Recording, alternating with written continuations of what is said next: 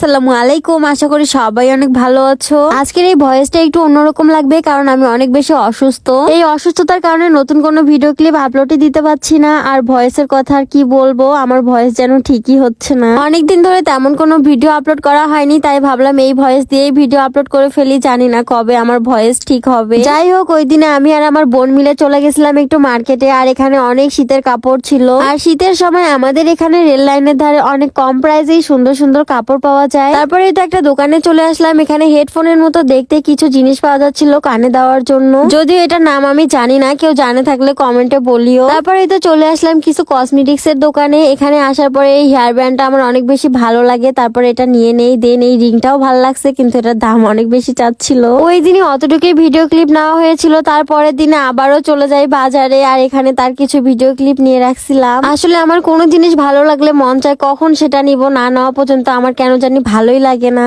পরের দিনে আবারও আমি সেম একই দোকানে চলে আসি। আর এখানে আসার পরে আমি অনেক বেশি কনফিউজড হয়ে যাই কোনটা রেখে কোনটা নিব। তারপরে তো হলুদটা কিনে ফেলি, কিন্তু পরবর্তীতে আমার কাছে সাদাটাই অনেক বেশি সুন্দর লাগতেছিল। কোনটা ভালো ছিল তোমরা একটু কমেন্ট করে জানাবা। ওখান থেকে চলে আসি একটা ঝালমুড়ির দোকানে। এখান থেকে কিছু ফুচকা আর ঝালমুড়ি কিনে চলে যাচ্ছিলাম বাসায়। যাই হোক, আজকের ভিডিও এই পর্যন্তই। সবাই ভালো থাকবা, সুস্থ থাকবা। আল্লাহ হাফেজ।